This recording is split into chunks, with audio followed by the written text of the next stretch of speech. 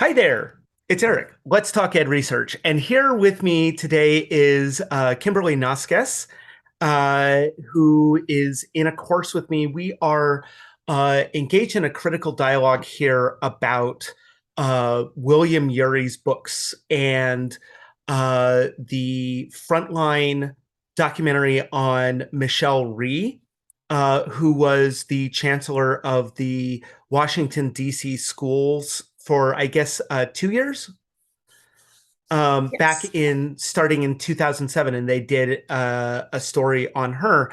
And that episode of Frontline is called the Education of Michelle Rhee. And you can find that on PBS. And I believe it's from 2012. So part of how we're processing this is we're looking at like issues around building community and consensus, and in particular, how do we engage in negotiation? And so we're using this documentary around Michelle Rhee to sort of talk about like what does negotiation look like and what kind of people are we dealing with, and how, like, if we're coming in and we want to make change in a space, how does somebody do that? And Michelle Rhee is somebody who definitely came in looking to make change in a space. And however, I think as we discuss this, we're going to find that there's a lot of ways that her style of engagement doesn't align with the advice and approach that William Ury provides in his books, getting to yes with yourself, and getting past no. So Kim, do you want to get us started off kind of just, we're going to talk about specific scenes. We're going to give some timestamps as we talk about this as well, just so anybody who's watching this can go look and see what exactly we're talking about here. Sure. Yeah, and also thanks for the great introduction. The first scene that kind of really struck out to me, I mean, the whole beginning of the Frontline video is very probably Michelle Rhee is definitely a force, right? Like we saw Yeah. that from the very beginning. She I had think a the word mission. intense, I think the word intense Yes, really, very, very intense woman. I mean, obviously very much committed to her mission, so to speak. So yeah. the very first scene, which is somewhere around the timestamp of 11 20 seconds, is when she is in the Anacostia school. And she had just had to remove a principal, or a principal was just removed, and she put in an interim principal. Um, and they were kind of talking about, it's a rough school. This woman's dealing with a lot, and she's got to promise to raise these test scores on top of all the discipline issues that they're having. Yeah, Um, which if anybody doesn't know, basically Michelle Rhee's whole thing, her whole modus operandi was to raise test scores. And this is at the beginning of No Child Left Behind. She is among the school reformers who are championing the No Child Left Behind approach and this no excuses mode of like, we're going to come in and turn schools around that are particularly failing on these standardized test measurements. right. And the one thing Um, which I thought really weird about the video as well is they don't introduce Michelle Rhee in education until very late on in the video, where we find out she started out as an educator, right? yeah, And she so started she as a has classroom teacher. Yeah. as a classroom teacher, and there's this whole weird story about how there was a bee buzzing around, and she killed the bee and she ate the bee, and that was how she got her class to like be locked And onto like her, take her seriously to take her and seriously. And she's been that way ever since, and that's sort of been her driving thing. She even says it in there that's sort of how she's gone through her entire career, is she's going to eat that bee, and be the one to do it. And so this particular clip, she's talking about the principal, um, and how she's got all these things, and the interviewer goes, do you think she's going to make the year? Because her thing was they had to raise their testing scores in a year. It wasn't a 3-year plan, it was a year. Um, yep. and she goes, maybe, I don't think so. Yeah, like straight out of the gate. Like here she and the this is sort of a microcosm of her whole approach is she's like, I'm gonna put total, I'm going to put my expectations here and it's make it or break. You're either going to do what I say or you're going to be fired. Right. You're going to achieve the mission. And to be fair, I think the one thing I can say is like Michelle Rhee definitely believes that what she is doing is in the best interest of students. Right. The problem that I have is she's never engaged critically with that, and the people around her aren't. She is not in a. She is in such a contentious mode of engagement Hmm. throughout all of her approach. Um, it's very much this my way or the highway, right? Right. It's very much, like And Yuri says, win lose. Her way yeah, is the win. If you don't go her way, you're losing.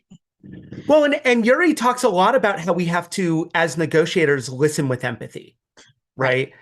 And there is like here we are like only like 11 minutes into this thing and we're just getting the sense and there's just no sense that she is listening with empathy to this principal or to the situation or what's going on. Right. Or However, even, yeah, you know, or I'm sorry, but even like the Yuri also talks about stepping into somebody else's shoes yeah. as well. She's not stepping into this principal's shoes. I mean, she talks about all the resources they had to pump into the school. They had to get numerous assistant principals. They had to, up the security and all that stuff.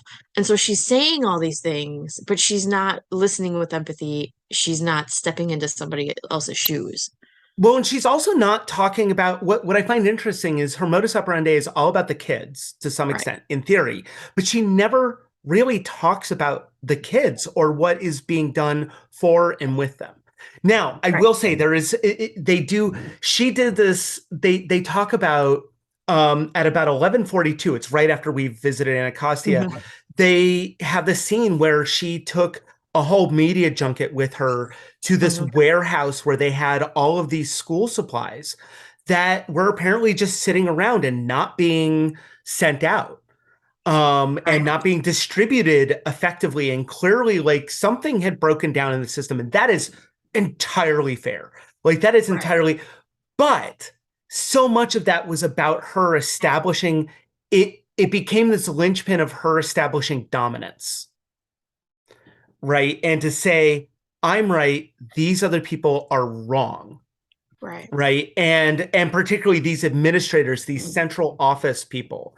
And she's like, I need to clean out the central office because clearly they're not doing their job. And at no point is there like does she discuss in any way that it's like, um, who is in the office who's trying or wanting to fix this and what caused this problem to begin with. And the idea is it's simply like, oh, it's bad people.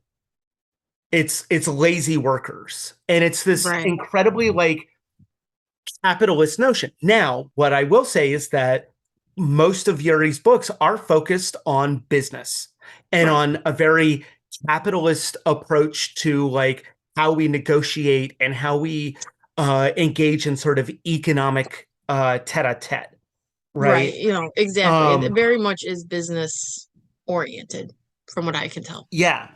And so, it makes a lot of sense to, take Yuri's kind of thing when she is coming in at this in a very distinctly like business oriented model where it's like you have to produce test scores with children.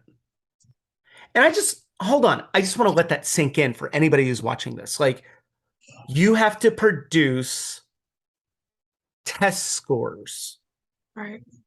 through children, which means to some extent your children are being treated as a product, or rather that their labor of education is being very much treated as a singular product.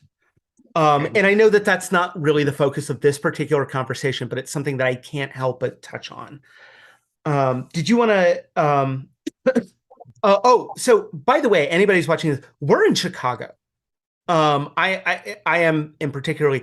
So one of the things that I can't help but think about when we get halfway through, or not even halfway, a quarter of the way in, Michelle Rhee also, in order to meet budgetary demands, decides to close 20 Schools. schools. And that the problem as she saw it, the problem was that it leaked, that that's what Mhm. she was going to do, not that there was a problem, not that she saw that any of the parents and people who came to meetings as having a problem, or again, that sense of putting herself in other people's shoes. At no point do we get any sense that she bothers to empathize with the families who are affected Yeah. by school closures. There's no, like Yuri says, getting onto that balcony and really taking your feelings and thinking about that, and then also, but then also thinking about the other person and trying not to keep your feelings on something. She very much keeps her feelings, her agenda. Yeah. I mean, she's just straight on to that, you know? Well, and I will say that one could argue that she is coming at everything from the balcony to begin with because she is so dispassionate. Very true. Very true. But I think I would argue that that is a misunderstanding of what Yuri is talking about in his books. Very, You know, yes. I don't, like when he speaks to like these major players in governments and massive businesses, and that like what he's trying to do is like go, well, what do you really want? What's the feeling that is driving your work here? And Right. coming to terms with that, like especially in getting to yes with yourself, like there in no way is he saying you should divorce yourself from your feelings. He's saying that No. you need to be on the balcony examining your feelings. But she's like, nope, I'm not doing feelings. I'm doing the thing that I've been sent here to do, which is to raise test scores. Right. And he even says, like, at one point, I think it's the from self-judgment to self-understanding. He still kind of is talking about that balcony thing. And he goes, it is often not that easy to put yourself in your own shoes, to see yourself from the balcony, to listen to yourself with empathy, and to uncover your underlying needs. The journey from self-judgment to self-understanding takes hard and continuous look. So it's not that it's free of emotion. It's that you're taking in your emotions, understanding that this is, what needs to happen or what needs to go, and then moving towards that and realizing that that other person is also going to have that. There, I don't see any of that with Michelle Rhee. She very much does not have any, and I don't want to say understanding of the other person's emotion. She does say it in the video that, it can be hard. I understand. She just doesn't, she has her mission, and Yeah. it's the And I race test think, scores. and yes, and she sees the families of the kids as an impediment to that. Yes. um and so therefore, and we can talk, and there's that term botna, the best Yes. alternative to negotiation. And the thing Right. is like she's not negotiating. No. Her whole approach is to not bother with the negotiation.